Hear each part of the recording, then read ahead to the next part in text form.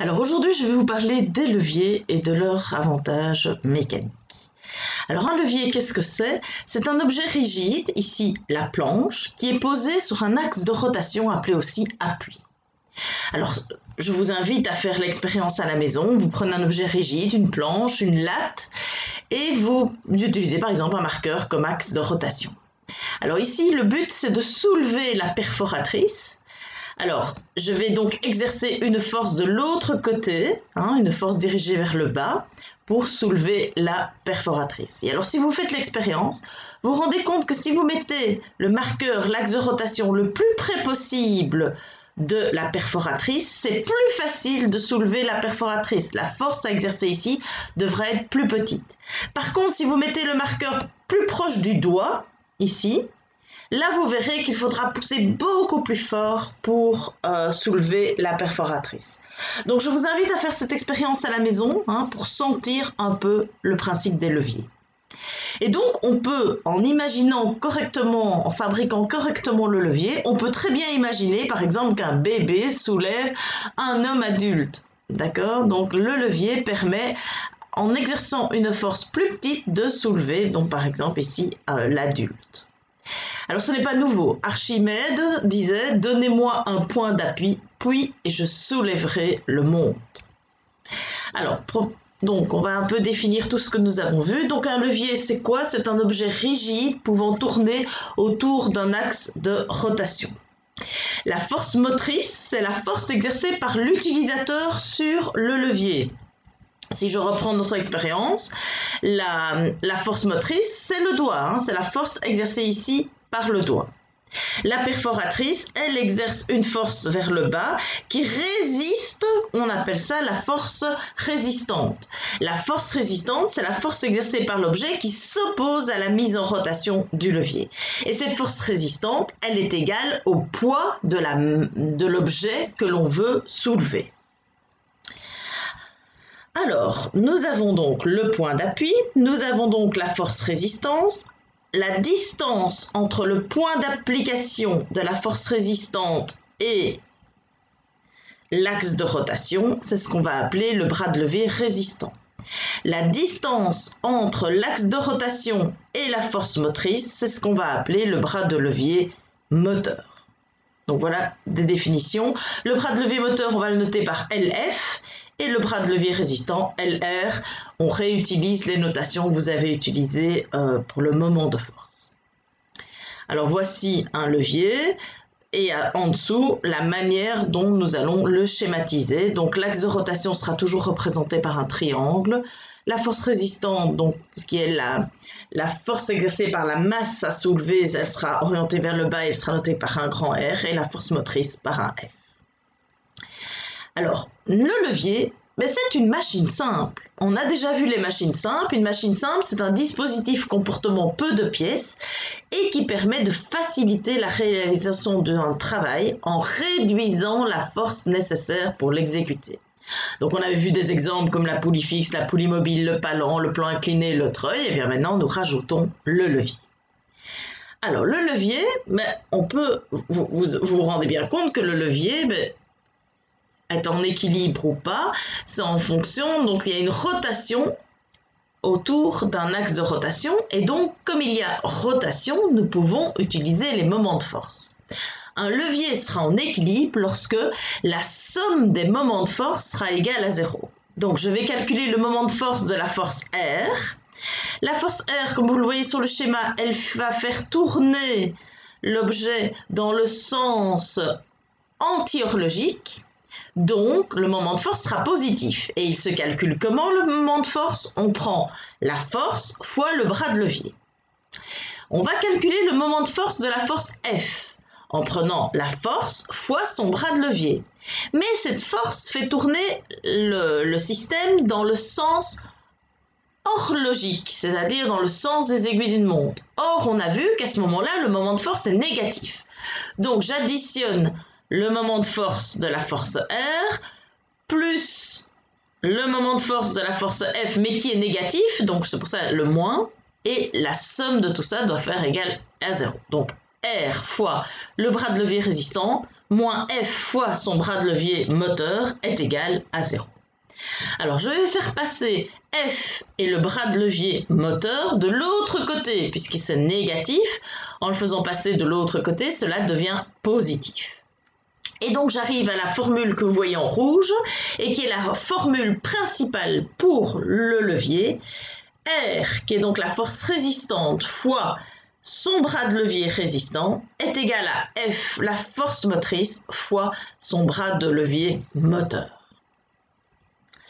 Alors, on avait vu l'avantage mécanique. Dès qu'on utilise une machine simple, on peut calculer l'avantage mécanique, c'est-à-dire le rapport entre la force résistante et la force motrice. Donc, l'avantage mécanique se calcule R sur F. R, c'est quoi? C'est la force qu'il faut exercer pour soulever l'objet sans la machine simple. Donc, c'est la force résistante qui équivaut au poids de l'objet à soulever. Et si on reprend notre formule des leviers, qui est ici à droite en rouge, et qu'on fait passer LR de l'autre côté, il vient au dénominateur, et F, on le refait passer à gauche, il passe au dénominateur, on arrive à la formule que R divisé par F est égal au bras de levier moteur divisé par le bras de levier résistant.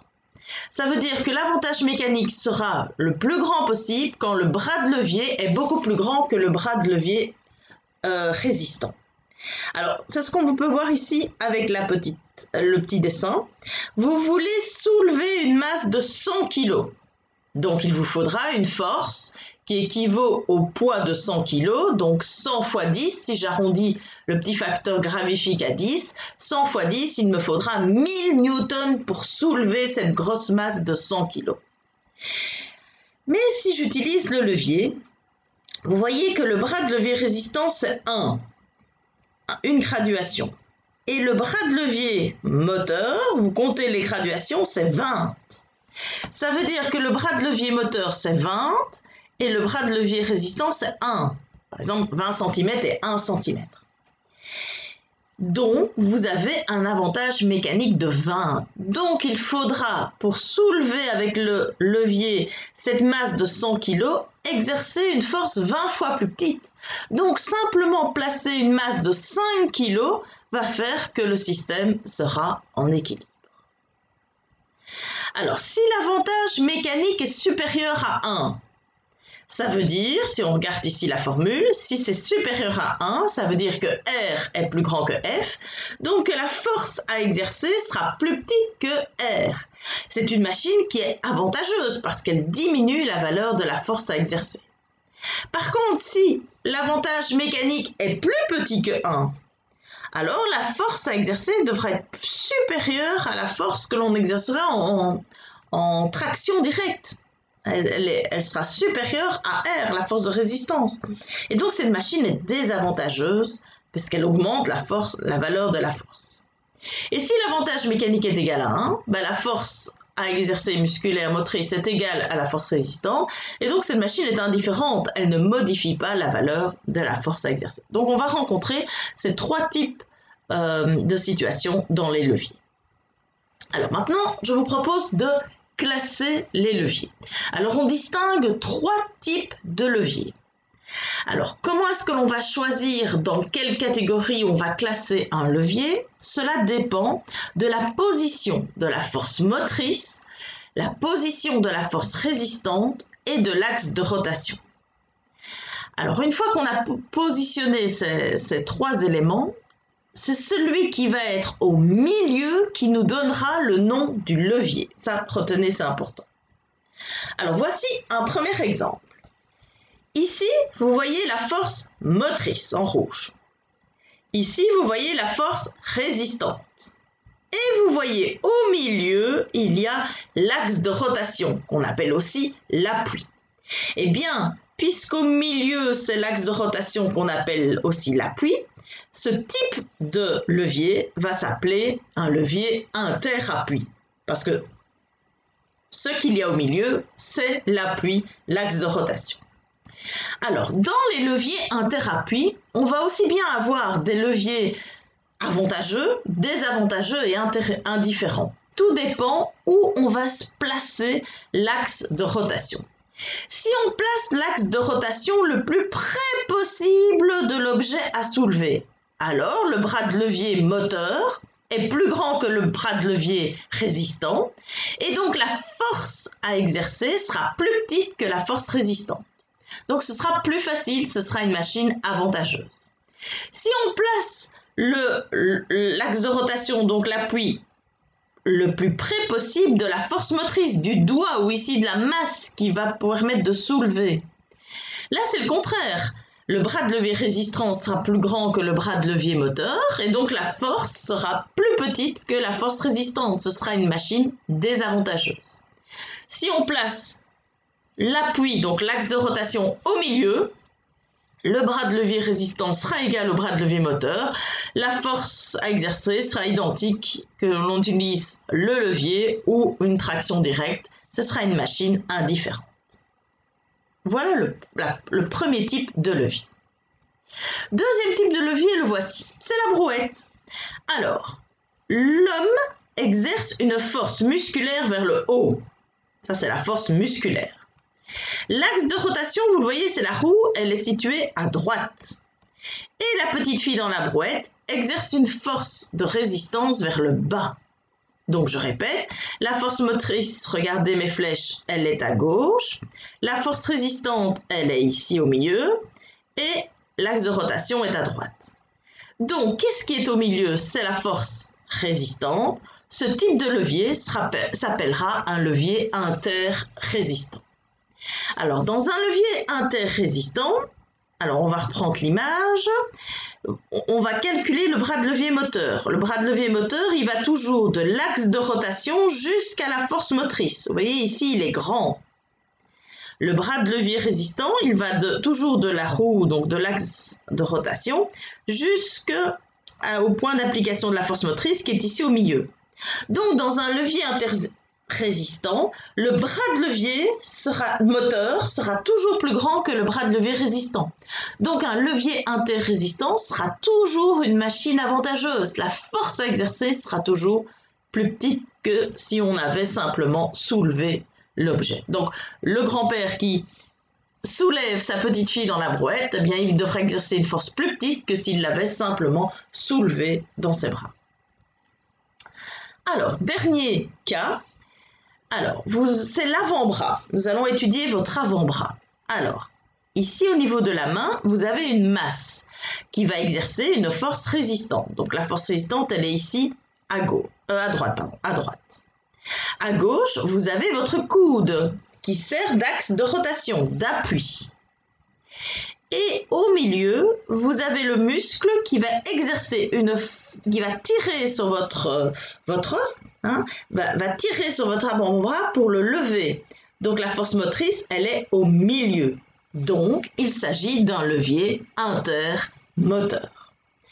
Alors, dans un levier intermoteur, le bras de levier qui va donc résistant, qui va donc de l'appui jusqu'à la force résistante, est plus grand que le bras de levier moteur qui va de l'appui à la force motrice. Donc, un levier intermoteur sera toujours une machine désavantageuse au niveau de la force, parce que la force à exercer sera toujours plus grande que la force résistante. Mais parfois, vous allez voir dans les exemples, ce type de levier est plus utilisé pour sa précision. Alors, de quel type de levier s'agit-il? Alors, je vous propose un exemple et puis je vous inviterai à aller voir la vidéo Allo Prof sur les leviers, dont je vous ai mis la référence et qui se trouve dans votre journal de classe. Là, vous pourrez faire des exercices pour repérer les différents types de leviers. Alors, la paire de ciseaux. Alors, la paire de ciseaux, elle a la particularité d'être un double levier. En fait, vous n'avez pas un seul levier, mais vous avez deux leviers accrochés. Le premier levier, c'est la première partie de la paire de ciseaux, ici.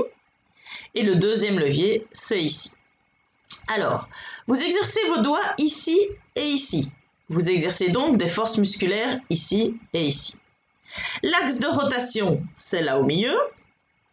Et la force résistante, l'objet sera ici. Vous allez exercer une force sur l'objet résistant ici. Qu'est-ce qui est au milieu? Au milieu, vous voyez que c'est l'axe de rotation, appelé aussi appui. Donc, c'est un levier interappui, mais vous le voyez, il a la particularité d'être un double levier interappui.